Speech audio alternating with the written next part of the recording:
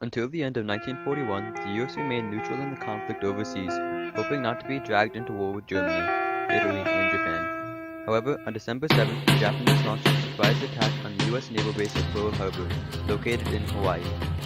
With 3,500 casualties and many ships sunk or damaged, the Japanese attack was devastating. War was declared almost unanimously by Congress and the President, and Japanese allies Germany and Italy declared war on the U.S. just 3 days after the U.S., bringing the nation headfirst into World War II.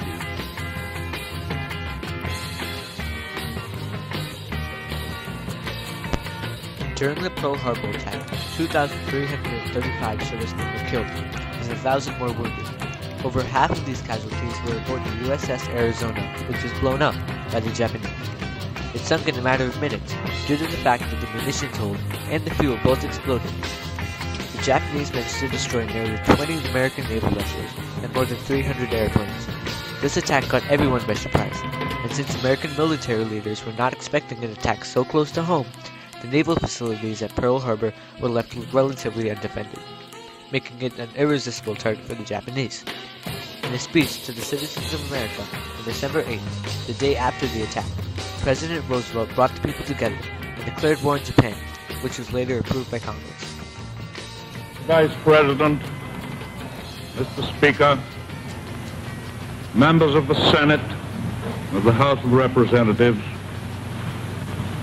yesterday, December 7th, 1941, a date which will live in infamy. The United States of America was suddenly and deliberately attacked by naval and air forces of the Empire of Japan. After Japan attacked Pearl Harbor, the country took swift measures to take control of East and Southeast Asia.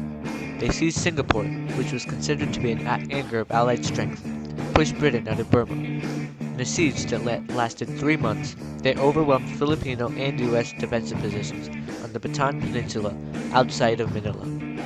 Their captives were marched to prisoner of war camps, thousands of which died of maltreatment in what is remembered as the Bataan Death March.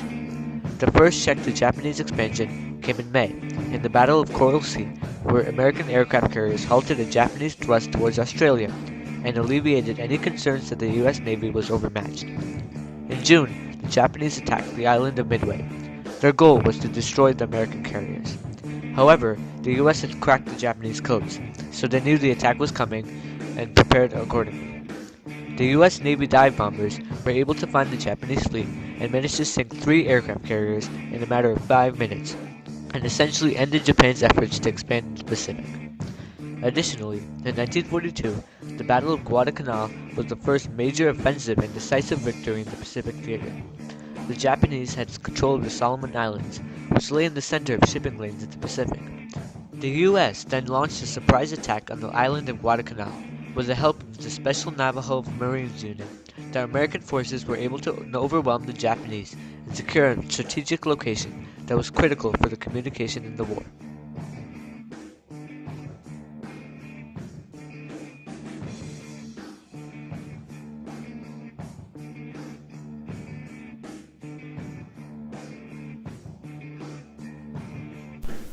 The United States, once it had managed to turn the tide of the war during the Battle of Midway, went on the offensive and began an extensive campaign throughout the Pacific.